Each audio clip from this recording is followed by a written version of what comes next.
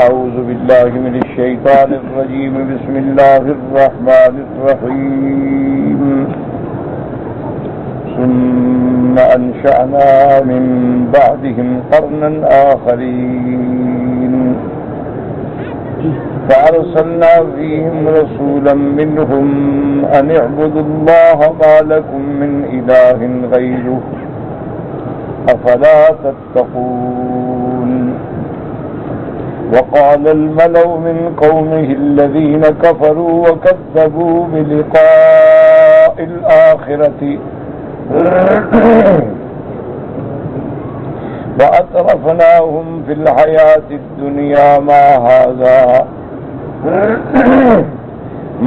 هذا إلا بشر مثلكم يأكل مما تأكلون منه ويشرب مما تشربون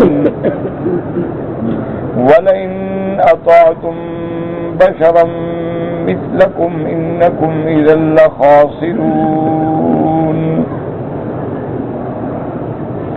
أيعدكم أنكم إذا متم وكنتم ترابا وإذاما أنكم مخرجون. هيهات هيهات لما توعدون. إن هي إلا حياتنا الدنيا نموت ونحيا إن هي إلا حياتنا الدنيا نموت ونحيا وما نحن بمبعوثين. إن هو إلا رجل افترى على الله كذبا وما نحن له بمؤمنين. قال رب انصرني بما كذبون. قال أما قليل ليصبحن نادمين. فأخذتهم الصيحة بالحق فجعلناهم غثاء فبعدا للقوم الظالمين.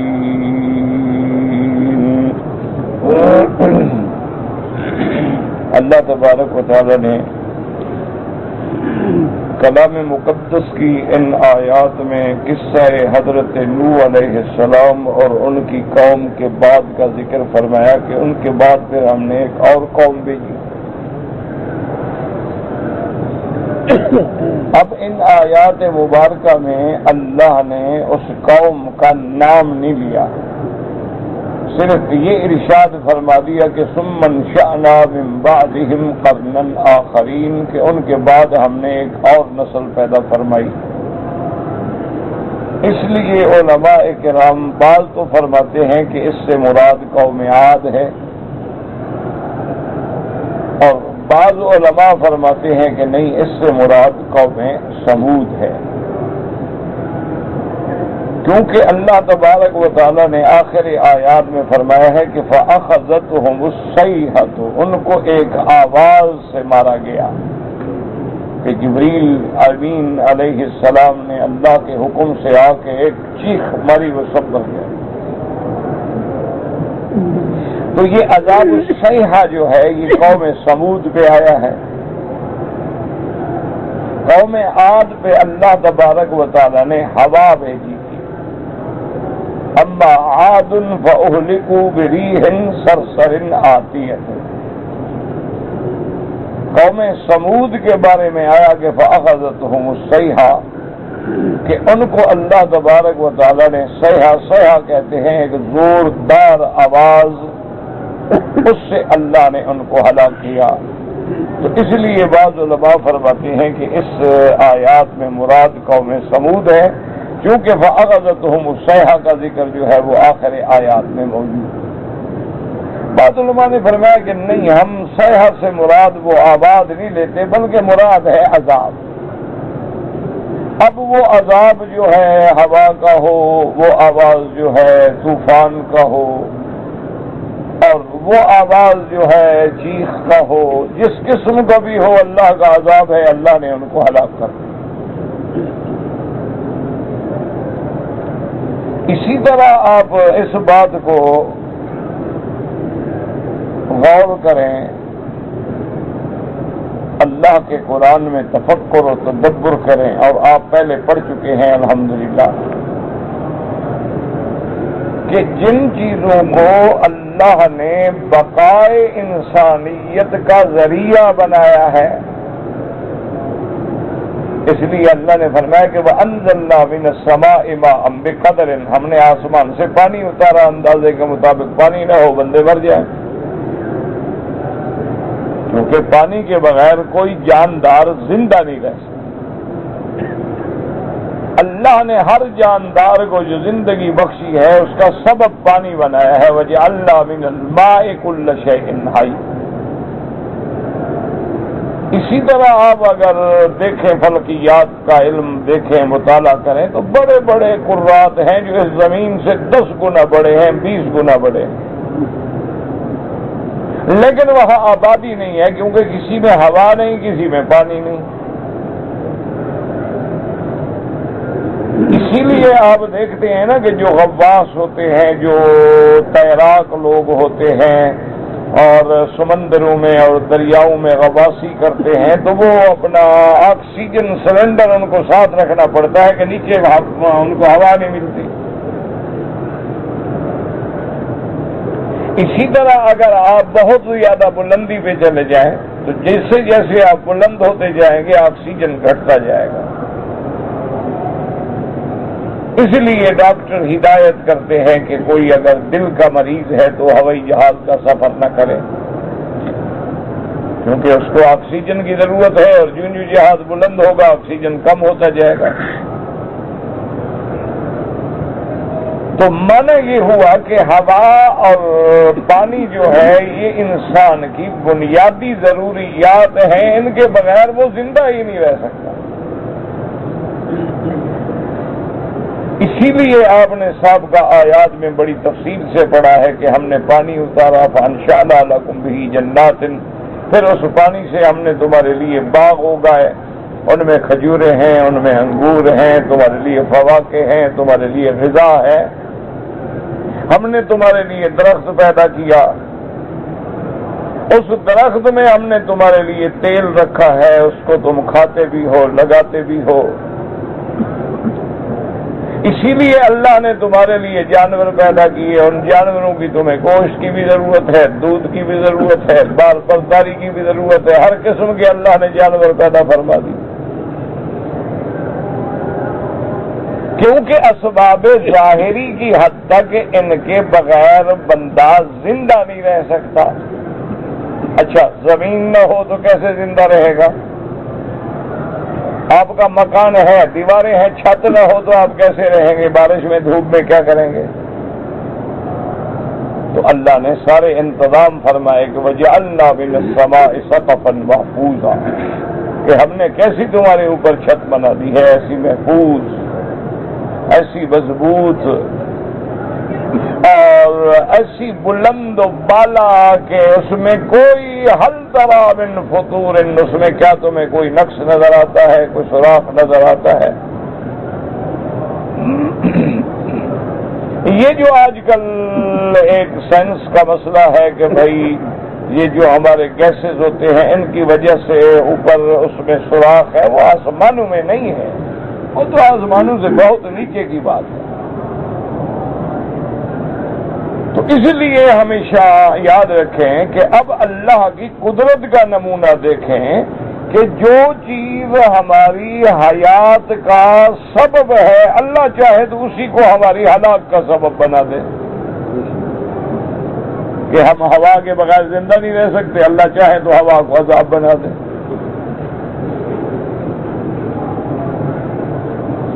اس لیے قرآن کہتا ہے وَأَمَّا عَادٌ فَأُهْلِكُوا بِرِيحٍ صَرْصَرٍ عَاتِيَةٍ سَخَّرَهَا عَلَيْهِمْ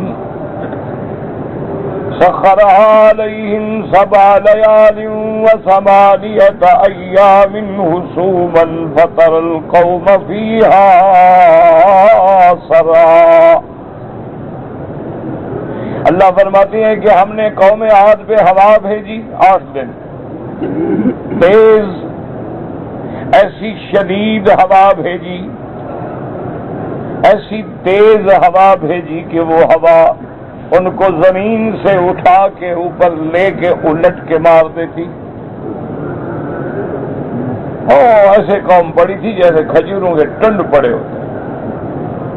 اس لیے قرآن کہتے فَتَرَ الْقَوْمَ فِيهَا صَرْعَىٰ، پھر دیکھا آپ نے کیسے بھرے پڑے ہیں. كَأَنَّهُمْ أَعْجَازُ نَخْلٍ خَاوِيَةٍ، ایسے معلوم ہوتا ہے کہ جیسے وہ کھجوروں کے خالی تنے پڑے ہوں. کیوں؟ لمبا قد تھا قوم عاد کا، بڑی مضبوط قوم تھی. اچھا، ان لوگوں نے بڑے مضبوط گھر بنائے تھے. آپ تو پتھر توڑ کے گھر بناتے ہیں نا، وہ پتھروں کو کھود کے گھر بناتے ہیں. ایک تو ہے نا کہ پتھروں کی آپ نے ٹکڑے لائے اور پتھر لگایا دیوار بنائی، پتھر لگایا دیوار بنائی. نہیں، وہ پہاڑ کو جا کے کھود دیتے تھے، اسی میں اندر کمرہ بنا دیتے. اتنی سخت قوم تھی، اتنی مضبوط قوم تھی، اور ایسے مضبوط گھر بنائے تھے کہ جن کا ٹوٹنے کا کوئی تصور بھی نہیں تھا.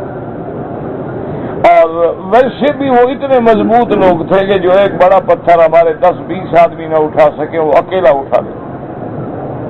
اس لیے قرآن فرماتا ہے دوسری جگہ لم تر کیف فعل ربک بقوم عاد ارم ذات العماد التي لم يخلق مثلها في البلاد وثمود الذين جابوا الصخر بالواد وفرعون ذي الأوتاد فصب عليهم ربك صوت عذاب.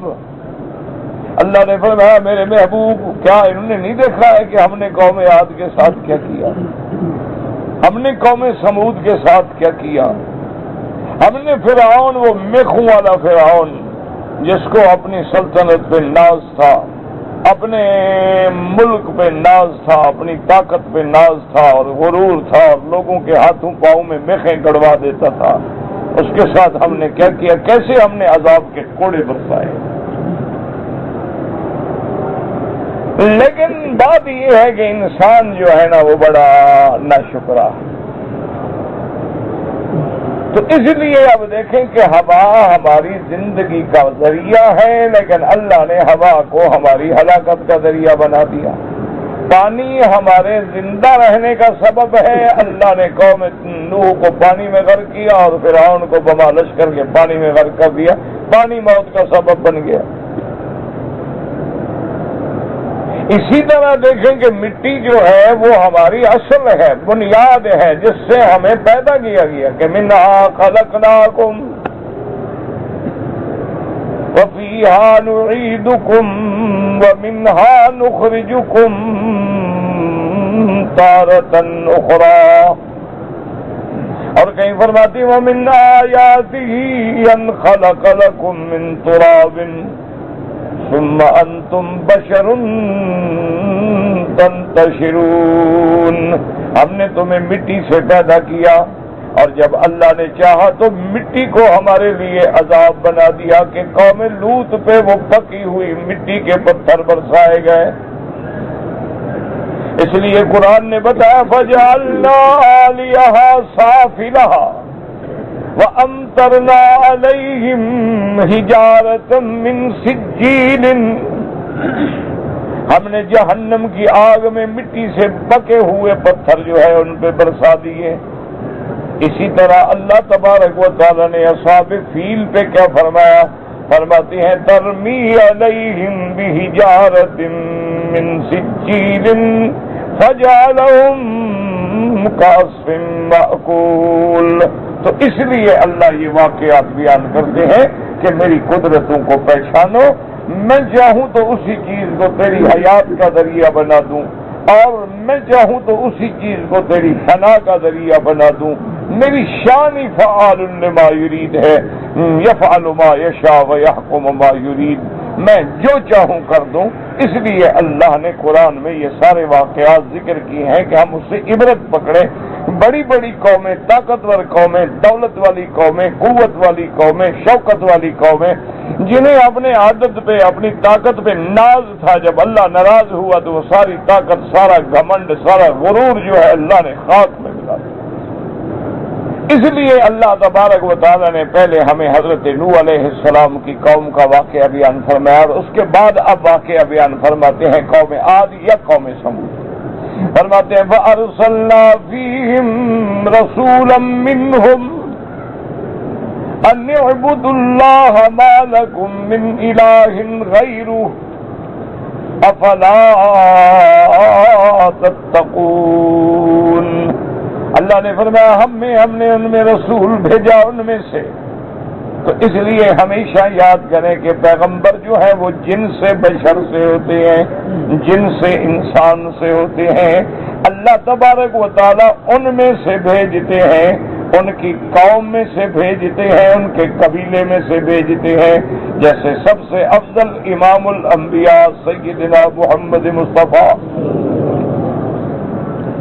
احمد مجتبیٰ صلی اللہ علیہ وسلم نے فرمایا ان اللہ اصطفیٰ کنانۃ من ولد اسماعیل، اللہ نے کنانہ کو ولد اسماعیل میں سے چن لیا۔ ثم اصطفیٰ من کنانۃ قریش، پھر اللہ نے قریش کے قبیلے کو چن لیا۔ ثم اصطفیٰ بنی ہاشم من قریش، پھر اللہ نے بنی ہاشم کے فخذ کو قریش میں سے چن لیا۔ فرمایا ثم اصطفانی من بنی ہاشم، پھر اللہ نے بنی ہاشم میں سے اللہ نے میرے خاندان کو اور مجھے چن لیا۔ سارا نسب بتا دیا کہ ہم جو ہے بالکل قریش میں سے ہیں، بنی ہاشم میں سے ہیں، ابن عبداللہ ہیں اور ابن عبد المطلب ہیں، تاکہ کسی جاہل کو شبہ نہ رہے کہ نبی نور ہوتے ہیں یا نبی جن سے بشر سے نہیں ہوتے، باہر سے بھیجے جاتے ہیں۔ یہ سب سے بڑی جہالت ہے۔ اسی لیے آپ دیکھیں کہ سیدنا ابراہیم علیہ السلام نے جب اللہ کے گھر میں کھڑے ہو کے جب کعبہ بنا لیا تو اللہ سے دعا کی تھی۔ وہی کیا مشکل ہے، کیا ہے تو پہلے دیکھ لیا کرو یار، کیا اتنے میں آپ درود شریف پڑھ لیں، سارے کیوں بیٹھتے ہیں؟ اللہ نے آپ کو حرم میں رکھا ہے اور کعبۃ اللہ میں رکھا ہے، اور پھر بھی آپ درود شریف نہ پڑھیں تو بڑی بدقسمتی والی بات ہے۔ اللہ اکبر۔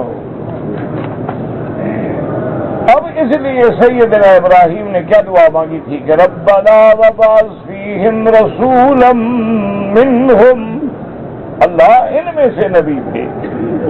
اس لیے ہمیشہ یاد رکھیں کہ اللہ نے جتنے نبی بھیجے ہیں وہ بشر ہیں، وہ اولاد آدم ہیں۔ اللہ نے ان کو اپنی رسالت اور نبوت کے لیے چن لیا ہے۔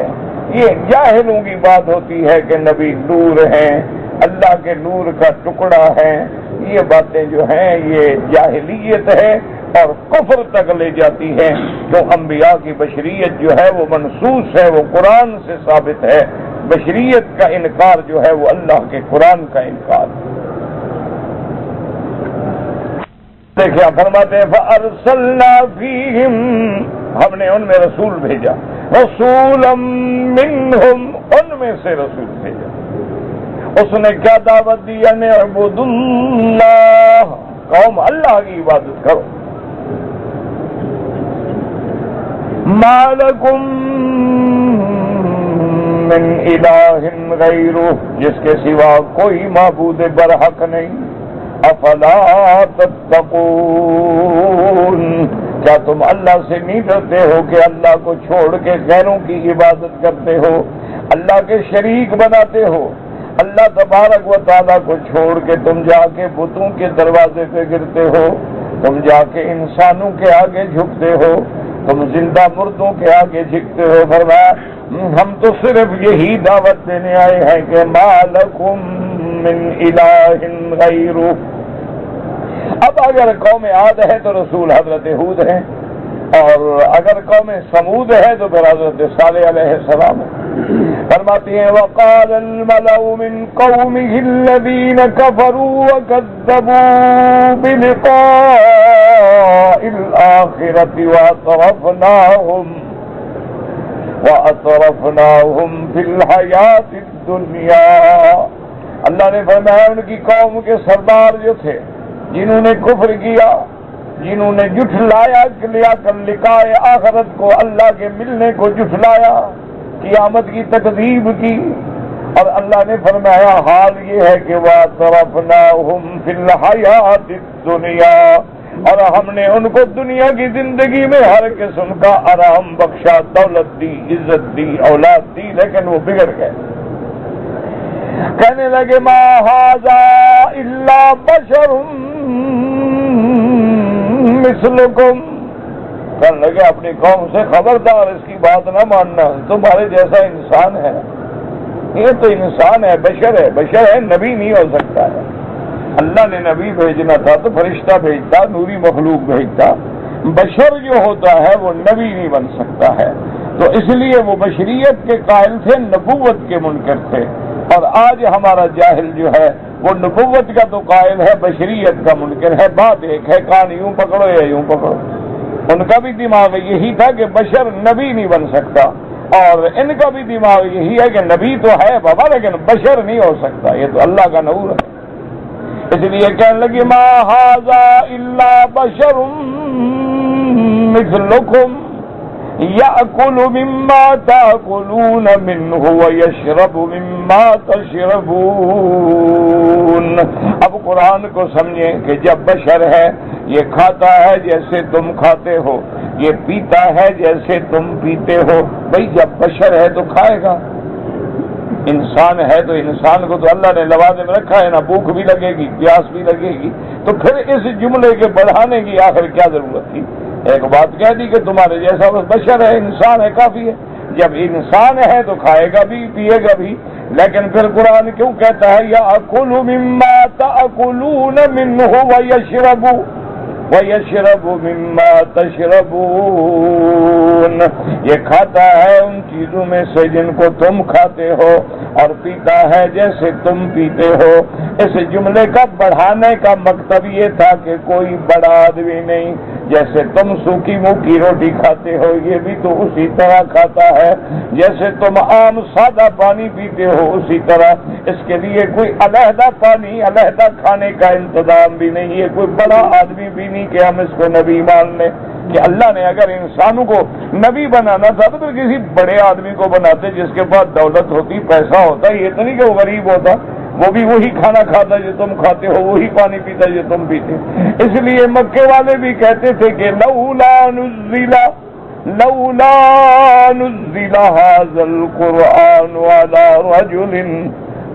رجل من القريتين عظيم۔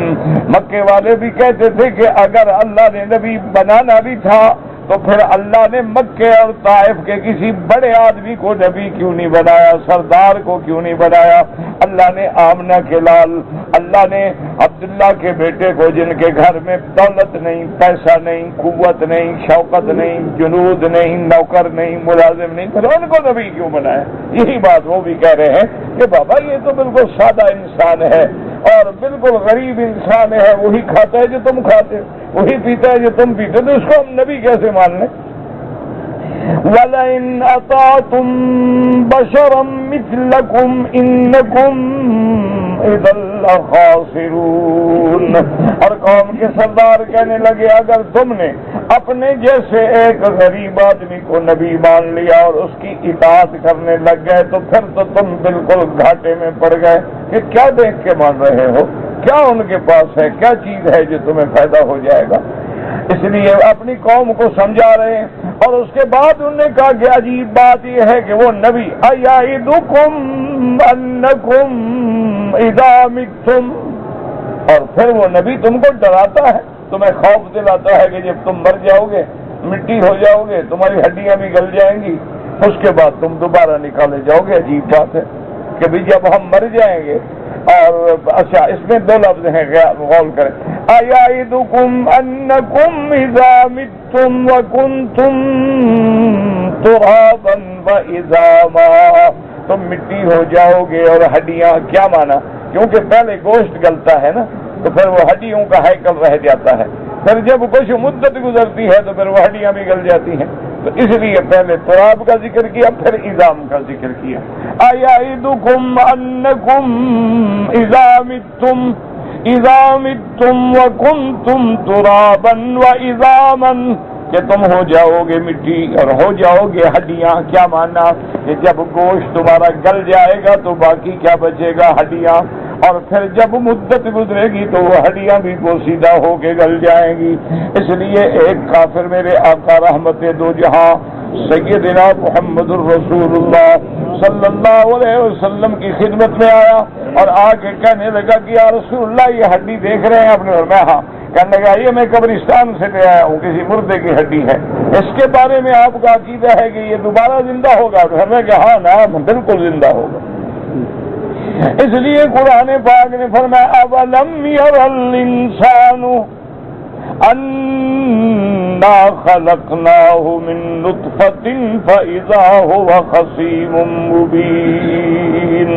اللہ نے فرمایا کیا یہ انسان غور نہیں کرتا، کیا یہ نہیں جانتا کہ ہم نے اس کو پانی سے پیدا کیا ہے، جب ہم نے اس کو نطفے سے انسان بنا دیا ہے تو اب یہ خدا کے سامنے بھی کھڑے ہو کے جھگڑتا ہے۔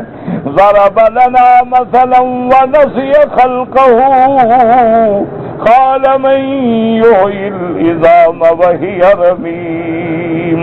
اللہ نے فرمایا دیکھو ہمارے سامنے مثالیں دیتا ہے، کہتا ہے یہ اپنی اصل بھول گیا ہے، وہ بدبخت جو خدا پانی سے بندہ بنانے پہ قادر ہے وہ دوبارہ مٹی سے اور ہڈیوں سے بھی بنانے پہ قادر ہے۔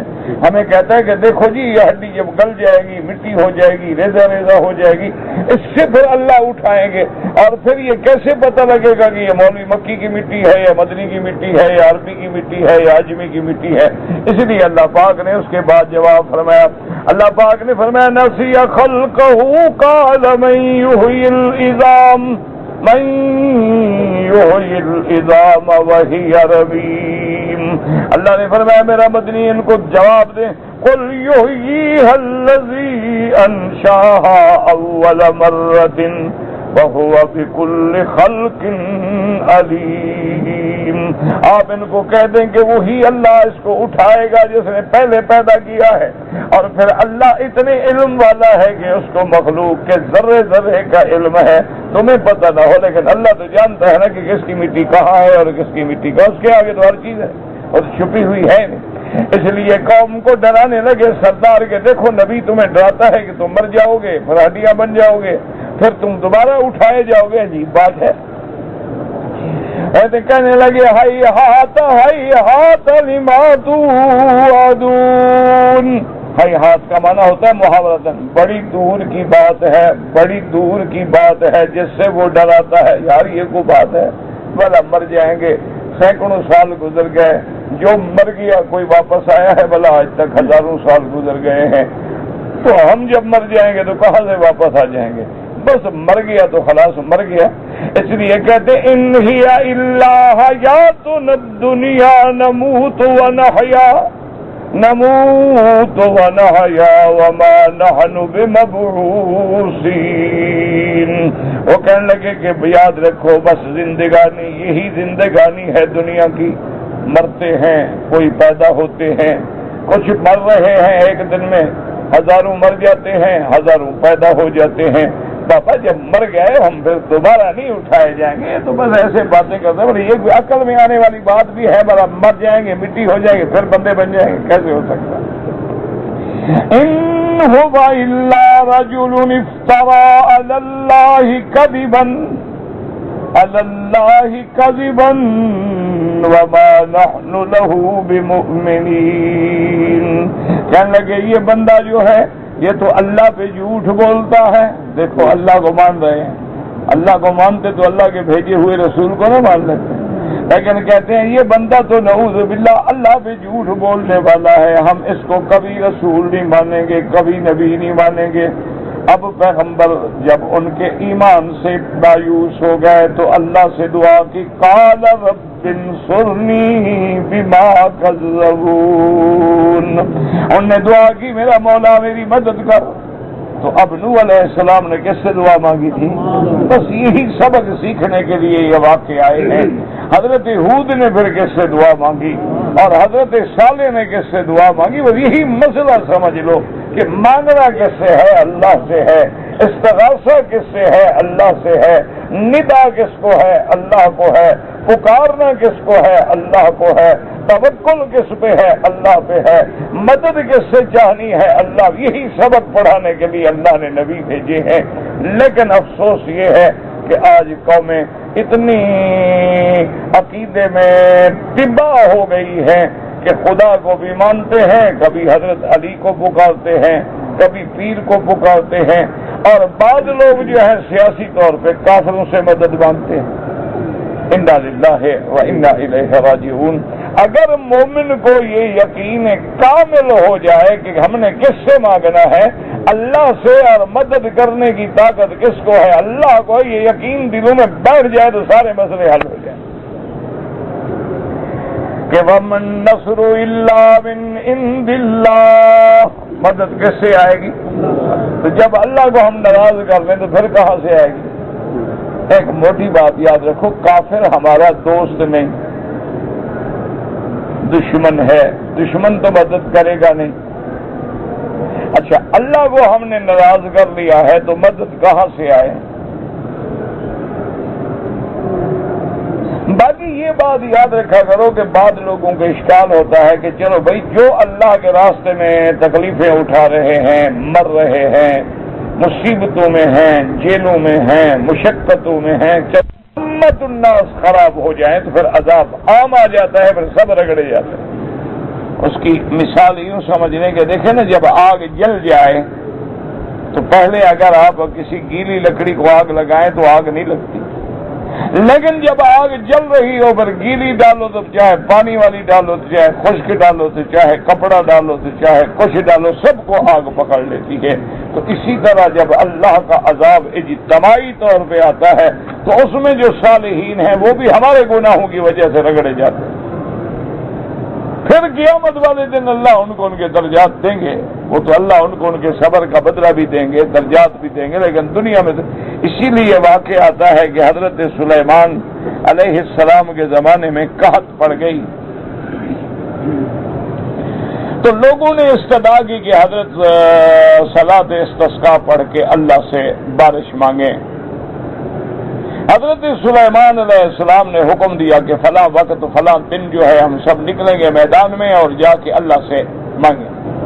حضرت سلیمان علیہ السلام جب دعا کے لیے نکلے، اب اس میدان میں ابھی نہیں پہنچی اور آپ نے فرمایا لوگوں سے کہ بھائی بس اب دعا کی ضرورت نہیں ہے، چلو انشاءاللہ بارش آ جائے گی، چلو لوٹ جاؤ.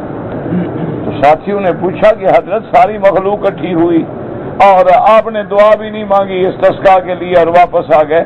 فرمایا میں جب گزر رہا تھا تو میں نے دیکھا کہ ایک بل کے اندر کچھ چیونٹیاں پڑی ہیں، چھوٹی چھوٹی چیونٹیاں، اور وہ بیچاری الٹی پڑی ہوئی ہیں اور پاؤں اوپر اٹھائے ہوئے ہیں، اور وہ اللہ کے آگے فریاد کر رہی ہے کہ اللہم لا تہلکنا بذنوب عبادک. اللہ گناہ تیرے بندے کرتے ہیں، ان کی وجہ سے ہمیں تو ہلاک نہ کر. ہم نے تو کوئی گناہ نہیں کیا، لیکن جب پانی نہ آئے تو زمین تو آگ بن جاتی ہے نا. پھر چیونٹی ہو کوئی اس کو بھی تکلیف ہوتی ہے. اگر زمین ٹھنڈی ہو تو ہر چیز کو فائدہ ہوگا نا. تو انہوں نے کہا اللہ نے ان کی دعا سن لی ہے. اس لیے یہ ہوتا ہے کہ ہمیں ہمارے گناہوں کی وجہ سے عذاب آتے ہیں. حضور پاک کا فرمان ہے کہ ما نزل بلاء الا بذنب، کوئی مصیبت نہیں آتی مگر اس کے پیچھے ہمارا گناہ ہوتا ہے. وما رفعت الا بتوبۃ، اور کوئی مصیبت اور بلائیں ٹلتی نہیں مگر علاج جو ہے وہ توبہ ہے کہ سچے دل سے اللہ کے دروازے پہ گر جائیں. اور آج بھی یاد رکھو، اگر امت مسلمہ اتفاق کر کے اللہ کے دروازے پہ گر جائیں اور توبہ کریں تو آج بھی اللہ کی رحمت آئے گی اور نصرت آئے گی، کوئی بعید نہیں. اس لیے کہنے لگے بھی ہم تو ان پہ ایمان نہیں لے آتے. اب پیغمبر نے دعا کی، قال رب انصرنی بما کذبون قال اما قلیل لیصبحن نادمین. اللہ نے فرمایا میرے پیغمبر ذرا صبر فرمائیں، یہ تھوڑی تھوڑی سی باقی مہلت رہ گئی ہے. یہ ابھی جب صبح ہوگی تو یہ بڑے شرمسار ہوں گے، بڑی ندامت محسوس کریں گے تیری مخالفت میں، لیکن اس وقت ان کو فائدہ کوئی نہیں ہوگا. یاد رکھو جب عذاب اتر جائے تو پھر توبہ بھی قبول نہیں ہوتی. اسی طرح جب بندہ مرنے کے قریب آ جائے، سکرات لگ جائے، غرغرہ لگ جائے، پھر بھی توبہ قبول نہیں ہوتی. اور اسی طرح جب سورج مغرب سے نکلے گا پھر بھی توبہ کے دروازے بند ہو جائیں گے. فرماتے ہیں فَأَخَذَتْهُمُ الصَّيْحَةُ بِالْحَقِّ فَجَعَلْنَاهُمْ غُثَاءً فَبُعْدًا لِلْقَوْمِ الظَّالِمِينَ. اللہ نے فرمایا پھر ان کو عذاب نے پکڑ لیا اور وہ ایسے ہو گئے غثاءً، جیسے سیل، جیسے فلڈ آتا ہے، پانی آتا ہے، اس کے اوپر تنکے میل کے تیرتے ہیں، کوئی حیثیت نہیں ہوتی. اللہ نے فرمایا پھر ہم نے اس کو ایسے بنا دیا. فَبُعْدًا لِلْقَوْمِ الظَّالِمِينَ. اور پھر ہلاکت ہے اس قوم کے لیے جنہوں نے ظلم کیا اپنے جانوں پہ، کفر کر کے، عناد کر کے، اللہ تبارک و تعالیٰ کے رسولوں کی مخالفت کر کے. تو اللہ کے عذاب نے پھر ان کو پکڑ لیا اور نتیجہ کیا نکلا کہ غصہ وہ ایسے ہو گئے جیسے حقیر چیزیں ہوتی ہیں، بے قیمت چیزیں ہوتی ہیں، پانی کے اوپر بلبلوں کی طرح تیرنے والی کے بس ایک آواز آئی اور سب کے سب ہلاک کر ڈالے گئے. اللہ ہمیں ہر مسلمان قوم کو عذاب سے بچائے. واللہ اعلم. میں نے عرض کیا نا بابا، محمد اللہ کے رسول تھے، ہیں، یہ جاہلوں کی بات ہے. اللہ کے نبی، اللہ نے ان کو آخری نبی بنایا، اپنے وقت مقرر پہ زندہ رہے، اس کے بعد وفات ہوئی، لیکن ان کی نبوت جو ہے وہ قیامت تک کے لیے ہے. اس کا معنی یہ نہیں ہوتا کہ وہ ذات جو ہے ہر وقت موجود ہے، معنی نبوت جو ہے وہ قیامت تک ہے. لیکن آپ کی حیات جو ہے وہ تو معین ہے کہ 65 سال عمر تھی، 65 سال کی عمر کے بعد وفات ہوئی، وفات کے بعد آپ روضہ مبارک میں دفن ہوئے. تو اس لیے یہ کہنا کہ ہیں کا معنی ہے کہ ہمارے ساتھ بیٹھے ہیں، یہ تو جاہلوں والے معنی ہیں نا. بس جاہل کا کیا جواب ہے؟ جاہلوں کا جواب خاموشی ہوتا ہے. اذا خاطبهم الجاہلون قالوا سلاما.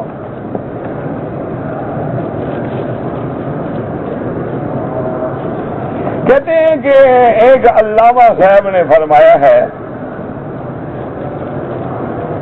پتہ نہیں آج کل دنیا میں علامہ بھی بڑے ہو گئے ہیں، کرے کیا بندہ، جدھر دیکھو علامہ ہے، کوئی چھوٹا تو بننے کے لیے تیار ہی نہیں ہے. بہرحال وہ کہتے ہیں کہ حضور جب غار حرا میں جاتے تھے تو حضرت علی کو ساتھ لے جاتے تھے، تو اس لیے وہ تو شروع سے مسلمان تھے، حضرت ابو بکر سے بھی پہلے وہ ایمان لائے تھے. تو اب اس سے بڑی جہالت کی بات کیا ہو سکتی ہے؟ پہلی بات تو یہ ہے کہ جب حضور غار میں جاتے تھے تو جانے کے وقت تو آپ کو نبوت ملی نہیں تھی، نبوت تو آخر میں ملی جب آپ نے جانا بند کر دیا. تو جب پہلے نبوت نہیں ملی تھی، حضرت علی آپ کی نبوت سے بھی پہلے مسلمان ہو گئے تھے. کوئی عقل کی بات ہے؟ صحیح حدیث جب موجود ہے تو پھر عقل لڑانے کی کیا ضرورت ہے؟ بی بی عائشہ فرماتی ہیں کہ نبوت سے پہلے حضور صلی اللہ علیہ وسلم کو اللہ بڑے بڑے خواب دکھلاتے تھے، اور آپ کے خواب ایسے تھے کہ فلک صبح جیسے صبح ظاہر ہوتی ہے اور ہر کسی کو نظر آ جاتی ہے، ایسے سچے خواب. اس کے بعد بی سیدہ فرماتی ہیں کہ حبب الیہ الخلا، یہ حدیث کے لفظ ہیں. اب کوئی جاہل کہے کہ حضرت علی ساتھ جاتے تھے اور اس کا کوئی علاج ہے، اور پھر کہے مجھے علامہ بھی کہو، پروفیسر بھی کہو. بی بی فرماتی ہیں کہ پھر حضور کے دل میں اللہ نے تنہائی سے محبت ڈال دی کہ سب سے الگ رہنا ہے. تو صحیح حدیث ہے، بخاری کی حدیث ہے. اور پھر اس میں یہ بھی لفظ ہے کہ کان یتحن نسو عبادت فرماتے تھے غار حرا میں ذوات لیالیا، اور وہ عبادت جو ہے ایک دن دو دن نہیں ہوتی تھی بلکہ کئی کئی راتیں حضور جو ہے غار میں رہتے تھے۔ اور یہ بھی حدیث میں موجود ہے کہ حضور پاک پھر جب آپ کا توشہ ختم ہو جاتا تو واپس تشریف لے آتے، اور ایک دو دن کے بعد پھر سیدہ خدیجہ رضی اللہ عنہا آپ کے لیے توشہ تیار کرتی، یعنی کھانے پینے کی چیزیں اور پانی اور مشکیزہ اور ستو اور ایسی چیزیں، پھر حضور لے کے پھر غار میں اکیلے چلے جاتے، اور کبھی کبھی تو حضور ایک ایک مہینہ بھی غار میں بیٹھے ہیں، اور اس وقت کوئی ایک بندہ بھی حضور کے ساتھ نہیں تھا، نہ ابو بکر تھا نہ علی تھا۔ اس کے بعد حضور صلی اللہ علیہ وسلم، اور خدا کی شان ہے، اب تو خیر دیکھیں نا بلڈنگیں بن گئی، اونچے اونچے مکان بن گئے، ورنہ اللہ کی شان یہ ہے کہ اگر آپ غار حرا میں بیٹھیں اور اس پہاڑ پہ کھڑے ہو جائیں تو سیدھی نظر کعبۃ اللہ پہ پڑے گی۔ اسی طرح غار ثور میں اگر آپ کھڑے ہوں پہاڑ کی چوٹی بھی تو سیدھا کعبہ نظر آئے گا۔ اور خدا کی شان دیکھیں کہ ابتداء نبوت میں مکے کی جانب اعلیٰ تھی اور ہجرت کے وقت جانب اسفل تھی، وہ اونچا علاقہ ہے اور یہ نیچا علاقہ ہے، اس لیے اس کو معلیٰ کہتے ہیں، اس کو مسفلہ کہتے ہیں، مسفلہ اسفل سے ہے، یہ نیچے والا علاقہ ہے۔ اب حضور فرماتے ہیں کہ میں غار میں بیٹھا تھا تو ایک آدمی ایسے اترا اور آگے مجھے سلام کیا اور کہا اقرا پڑھو۔ اس وقت بھی حضور کے ساتھ کوئی نہیں، اور پھر اس حدیث مبارک میں ہے کہ میں نے کہا کہ میں تو پڑھا ہوا نہیں ہوں، اس نے کہا پڑھو، حتیٰ کہ پھر اس نے مجھے سینے سے بھینچ دیا، پھر کہا اقرا بسم ربک الذی خلق، یہ پہلی وحی ہے جو 5 آیتیں اتری، اور پھر حضور غار سے جب اترے تو آپ کے بدن پہ کپکپاہٹ تھی اور آپ پہ اللہ کے قرآن کی عظمت کا ایک اثر تھا، اور سیدھا بی بی خدیجہ کے پاس آئے اور آ کے فرمایا کہ زملونی زملونی زملونی، کہ مجھ پہ کپڑا ڈال دو، کپڑا ڈال دو، مجھے کپکپاہٹ ہے اور سردی محسوس ہو رہی ہے، اور حضور کے چہرے پہ خوف ہے اور دہشت ہے۔ بی بی خدیجہ نے کہا کہ یا رسول اللہ آپ نہ گھبرائیں، کلا واللہ لا یخزیک اللہ ابدا، اللہ کبھی آپ کو رسوا نہیں کریں گے۔ اس وقت نہ حضرت علی ہیں نہ حضرت ابو بکر ہیں، آپ کی نبوت ملنے کے بعد سب سے پہلی مومنہ تو سیدہ خدیجہ ہے۔ سیدہ خدیجہ الکبریٰ رضی اللہ تعالی عنہا نے تسلی دی، اور تسلی کے بعد اس نے کہا کہ یا رسول اللہ اگر آپ چاہیں تو میرے رشتہ دار ہیں، عزیز ہیں، ورقہ ابن نوفل، وہ دین عیسیٰ علیہ السلام پہ ہیں اور انجیل تورات کے ماشاءاللہ عالم ہیں، ہم ان کے پاس جا کے یہ کیفیت بتلاتے ہیں کہ بھی یہ کیا بات ہے، کون اترا، یہ کیا حکم آیا، کیا بات کیا ہے۔ تو بی بی لے کے ورقہ ابن نوفل کے پاس گئی، اس وقت بھی کوئی بندہ ساتھ نہیں۔ ورقہ ابن نوفل نے جب آپ کی ساری بات سنی ہے تو اس نے کہا کہ مبارک ہو خدیجہ، یہ جو واقعہ سنا رہے ہیں نا، ھذا الناموس الذی انزل علی موسیٰ، یہ تو وہی فرشتہ ہے جو موسیٰ پہ اترا کرتا تھا، تیرا شوہر تو اللہ کا نبی ہے محمد مصطفیٰ۔ اور اس وقت بھی حضرت ورقہ ابن نوفل نے کہا کہ یا رسول اللہ واللہ میں بوڑھا ہو گیا ہوں، لیکن یہ آپ کی قوم آپ کو ستائے گی اور ایک وقت آئے گا آپ کو مکے سے نکالا بھی جائے گا۔ اس وقت بھی آپ کے ساتھ کوئی نہیں ہے۔ اچھا، پھر سیدنا علی رضی اللہ تعالی عنہ نے جب ایمان لائے ہیں تو ان کی تو عمر ہی 7 سال ہے، وہ تو بالغ ہی نہیں ہوئے۔ اس کا مطلب ہے حضور یعنی غار حرا میں جب جاتے تھے تو 3-4 سال کے بچے کو ساتھ لے جاتے تھے۔ اب اس ایسے آدمی کو کیسے ہم کہیں تم اللہ ہدایت دے، بزرگ کو ہمارا دشمن تو نہیں ہے، اللہ ہدایت کے فیصلے کرے۔ اصل وجہ پتہ ہے کیا ہے؟ یہ ایک طریقہ ہے، پیر بھی وہ بنتا ہے جو اول فول مارے، نئی نئی باتیں مارے جو کسی کی سمجھ نہ آئے، کہے کہ سبحان اللہ حضرت پہنچ گئے۔ اور مولوی بھی بننا ہو تو نئے مسئلے نکالے جو کسی عالم نے بیان نہ کیے ہوں، لوگ کہیں گے سبحان اللہ، واقعی جناب حضرت تو واقعی علامہ ہے، یہ بات آج تک ہم نے کسی سے نہیں سنی۔ وہ غلط بات عالم کرے گا کیوں کہ تم سنتے؟ یہ ایک طریقہ ہے۔ اب دیکھو نا، آپ کسی بستی میں چلے جائیں، امام مسجد بن جائے، وہاں جا کے ایک دن فتویٰ دے دو کہ بھئی کب حلال ہے، دیکھو 2 دن میں سارے علاقے میں مشہور ہو جاؤ گے۔ کیوں؟ ایک نئی بات جو کی ہے۔ اس بستی والے نکال لیں، ایک اور بستی میں چلے جاؤ، کہو کتا حلال ہے۔ کیوں حلال ہے؟ ان کا جی حدیث میں کتا جو کالا ہے اس کو مارنا چاہیے، دوسرے کے مارنے کا حکم نہیں دیا تھا، حلال ہے۔ وہ ساری دنیا میں ہل جائے گا کہ جی فلاں مولوی کہتا ہے کتا حلال ہے، کتا حلال ہے، کتا حلال ہے۔ دیکھو شہرت ہوتی ہے کہ نہیں ہوتی؟ اسی طرح پیر بھی ایسے 2 سیکنڈ کے لیے یوں کریں گے استخارہ میں نے کر لیا ہے، بس تمہارا یہ کام ہو گیا۔ نبی کو استخارے میں 7 دن لگتے ہیں، اس جاہل کو 2 منٹ لگتے ہیں۔ اب اس کا کوئی علاج ہے میرے پاس؟ آپ پھر کہتے ہیں مولوی مکی صاحب بابا ہم اولیاء اللہ کے غلام ہیں، ہم اللہ والوں کے پاؤں کے جوتے کو بھی اپنے سر کا تاج سمجھتے ہیں، ہمارے اپنے بھی مشائخ ہیں، بزرگ ہیں، لیکن یاد رکھو ہم ولی اسی کو مانتے ہیں جس کے ایک ہاتھ میں قرآن ہو اور دوسرے ہاتھ میں محمد مدنی کا فرمان، وہ اللہ کا ولی ہے۔ ہم عالم بھی اسی کو مانتے ہیں کہ جو متشابہات میں لوگوں کو نہ الجھائے۔ اما الذین فی قلوبہم زیغ فَيَتَّبِعُونَ مَا تَشَابَهَ مِنْهُ ابْتِغَاءَ الْفِتْنَةِ، اللہ فرماتا ہے جن کے دلوں میں کجی ہوتی ہے وہ میری آیات متشابہات کو پکڑ کے لوگوں کو گمراہی میں ڈالتے ہیں، لیکن جو صحیح عالم ہیں وہ محکمات کی روشنی میں دیکھتے ہیں، وہ کسی شاذ روایت کا حوالہ نہیں دیتے ہیں۔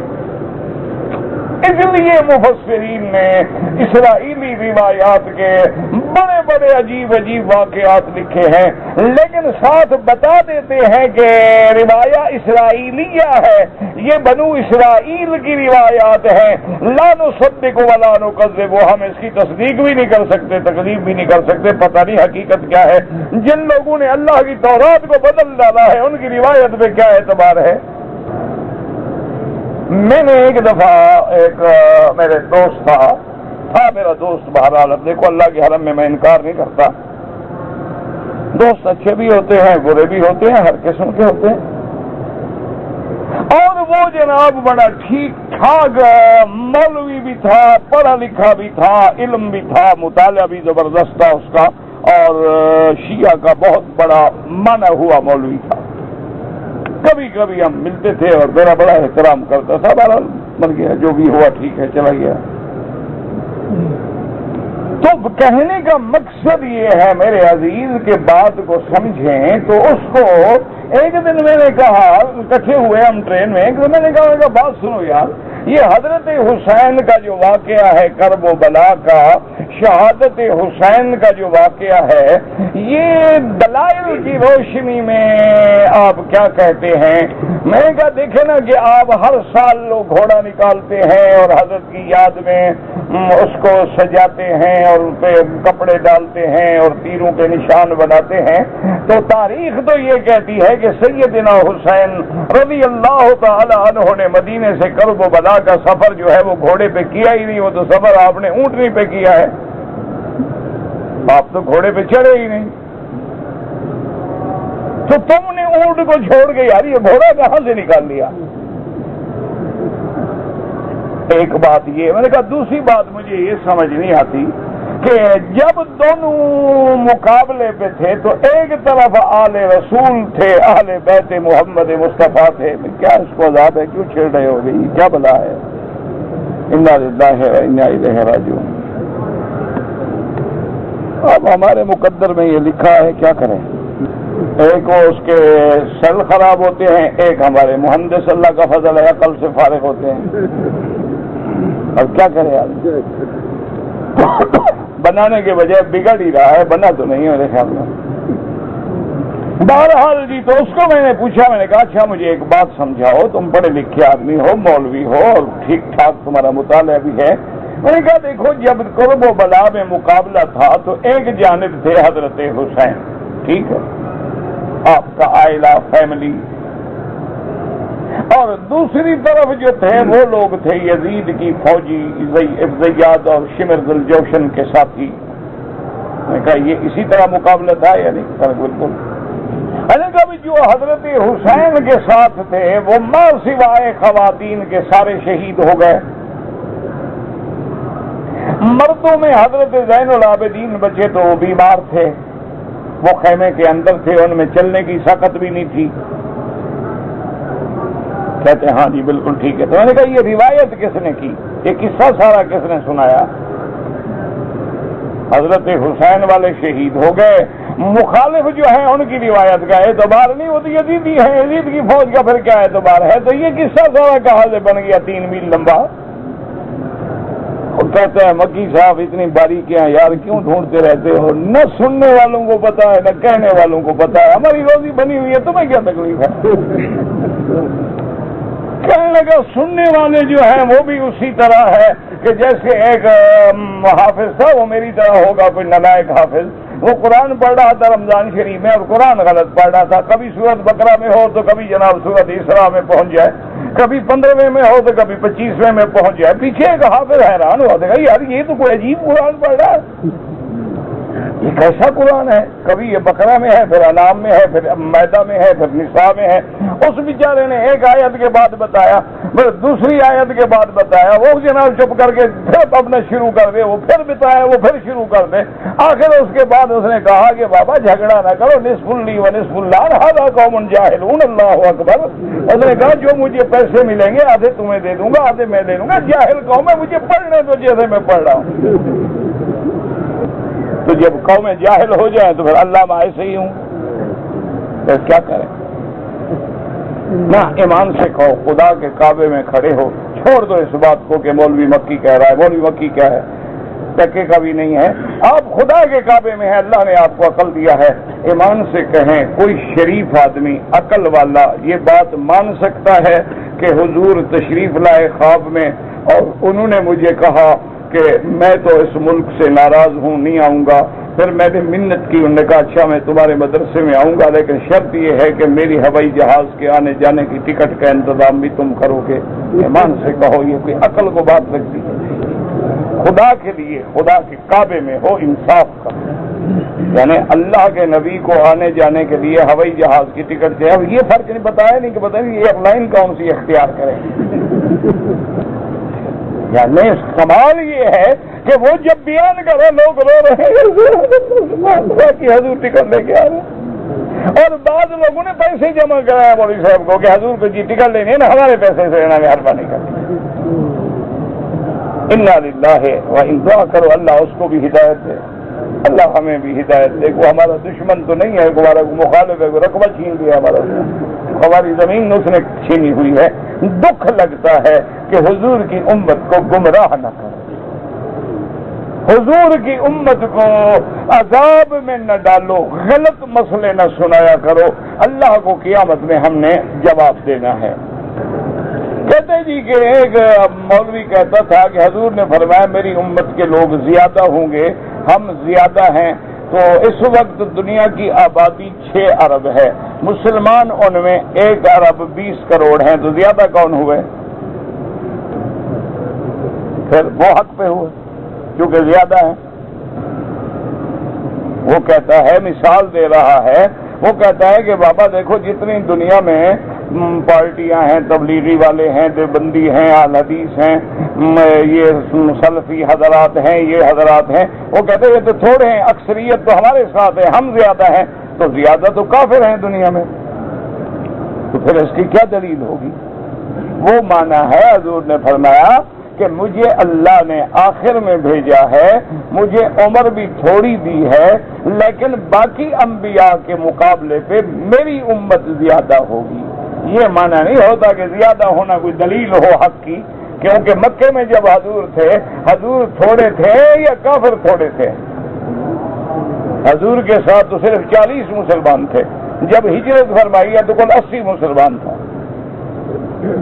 بدر میں جب حضور آئے ہیں تو 313 ہیں اور کافر 1000 ہے. تو یہ ایسی باتیں ہیں، پتہ نہیں لوگوں کو کیوں گمراہ کرتے ہیں، اللہ ہدایت دے۔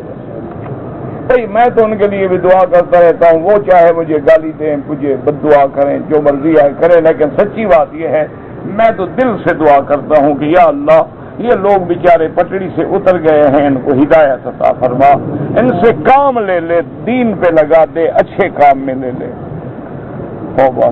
ضرور چھیڑنا ہے یار، دفعہ کرو، نہیں چلتا نہ چلو۔ انا للہ و انا الیہ۔ کہتے جی کہ کافر بدل لیا تو کیا ہو گیا پھر؟ وہ بھی خراب۔ اصل میں اس کا دماغ خراب ہے، نسل خراب ہے نہ وہ خراب ہے۔ یہ موسلی کھاتا ہے نا، تو گرمی کا موسم ہے، اس زمانے مچھلی کھائے گا تو عقل کام کرے گا۔ مار کا لفظ ہو نا، جیسے ستمبر، اکتوبر، نومبر، دسمبر، جنوری، فروری، مارچ، اپریل کھاؤ، لیکن مئی، جون، جولائی، اگست نہ کھاؤ، اس میں آر نہیں ہے۔ تو یہ اس میں بھی کھاتے ہیں، ہمیں بھی کھلاتا ہے، یہ بھی مشکل ہے، نہ کھاؤ تو پھر یہ بھی مشکل ہے۔ تو پھر عقل تو یہی رہے گا جیسے ہے، دیکھ رہے ہیں آپ انشاءاللہ۔ ایک اور سل ڈالا ہے، کہتے وہ بھی خراب ہے۔ کافر ملکوں میں رہنا جو ہے بغیر ضرورت کے ناجائز ہے۔ حضور نے فرمایا کہ اگر تجارت ہے، علم حاصل کرنا ہے، کوئی مجبوری ہے، ورنہ بلا وجہ اپنے آپ کو کافر ملکوں میں آدمی نہ رکھے، کیونکہ انجام اچھا نہیں ہوتا۔ کہتے جی کہ میں سیل کبیر سے عمرے کی نیت کر کے آ گیا، طواف کیا، لیکن صفا نہیں دوڑا، بچے گم ہو گئے، ڈھونڈتا رہا، ہوٹل گیا، پھر کپڑے پہن لیے، ماشاءاللہ وہ تو آپ کا عمرہ حضرت نہیں ہوا۔ یا تو آپ دوبارہ سیل کبیر سے جا کے احرام باندھ کے عمرہ پورا کرو، ورنہ تو دم دینی پڑے گی آپ نے۔ استخارہ کیا ہے، استخارے کے بعد خواب دیکھنا ضروری نہیں ہوتا، اب اللہ پہ چھوڑ دو، جو کام ہوگا مانا اللہ کا یہی منشا ہے۔ ڈاکٹر بننا چاہتی ہیں، اللہ ان کو علم نصیب کرے، لیکن ساتھ اللہ حیا نصیب کرے، اللہ عزت و حشمت نصیب کرے، اللہ ہر مسلمان کی بیٹی کو حیا عطا فرمائے، ان کی عزت و عصمت کی حفاظت کرے۔ بہرحال آج کل حالات بہت مشکل ہیں۔ بیٹی ہے، عمر 10 سال ہے، دماغی طور پر اب نارمل ہے، ڈاکٹری رپورٹ تو صحیح ہے، بہرحال اس کے لیے آپ یہ کریں کہ زمزم زیادہ سے زیادہ زمزم پلائیں بھی، اور سر پہ بھی ڈالیں، اور اللہ کے قرآن کی جو آیات شفا ہیں، آیات شفا قرآن میں موجود ہیں، کسی کتاب پہ آپ دیکھ سکتی ہیں، وہ آیات شفا پڑھ کے بھی دم کریں۔ اور اسی طرح ایک دعا ہے حضور پاک کی، اسأل اللہ العظیم رب العرش العظیم ان یشفیہا، تو یہ بھی پڑھ کے اس پہ دم کیا کریں تو انشاءاللہ۔ اور بعض علماء نے لکھا ہے کہ قرآن کی آیت ہے نا، وَلَهُ مَا سَكَنَ فِي اللَّيْلِ وَالنَّهَارِ وَهُوَ السَّمِيعُ الْعَلِيمُ، اسی طرح ذَلِكَ تَخْفِيفٌ مِّن رَّبِّكُمْ وَرَحْمَةٌ، تو یہ آیتیں بھی تو انشاءاللہ اللہ ٹھیک کر دیں گے، اللہ کے ہاتھ میں ہے۔ میرا شوہر جو کام کرتا ہے روزی کے لیے کامیابی نہیں ہوتی، اس کو کہو اور تم بھی استغفار زیادہ پڑھو، استغفر اللہ الذی لا الہ الا هو الحی القیوم واتوب الیہ۔ اگر یہ سارا یاد نہ بھی ہو تو استغفر اللہ، لیکن دل لگا کے اخلاص کے ساتھ روزانہ بیوی بھی پڑھے، خاوند بھی پڑھے، اللہ رزق کے دروازے کھول دیں گے۔ جب بھی دعا مانگیں براہ راست اللہ سے مانگیں۔ دیکھیں حضور نے جو دعا مانگی ہے رکن یمانی اور حجر اسود کے درمیان، وہ کیا دعا ہے؟ ربنا، جب حضور نے خود دعا سکھائی ہے، آپ نے بھی یہی مانگی ہے تو مانا سیدھا اللہ سے مانگو۔ کہتے جی کہ میں جو ہے قسم کا کفارہ دینا ہے، 10 مسکینوں کو کھانا کھلانا ہے، یہ جو لوگ حرم میں کام کرتے ہیں ان کو کھلا دو۔ ہاں بالکل کھلا دیں، یہ کون سے امیر ہیں، 400-500 ریال نوکری کرتا ہے امیر آدمی۔ صبح سے لے کر سورج نکلنے تک، اسی طرح عصر سے لے کر مغرب تک یہ اوقات مکروہ ہوتے ہیں۔ اسی طرح جب سورج عین سر پہ ہو، یا سورج نکل رہا ہو یا ڈوب رہا ہو، ان میں بالکل غیر مسلم داخل نہیں ہوتا۔ آپ کو غلط فہمی ہے، کسی تعمیرات میں کسی میں کوئی غیر مسلم نہیں، الحمدللہ۔ للہ.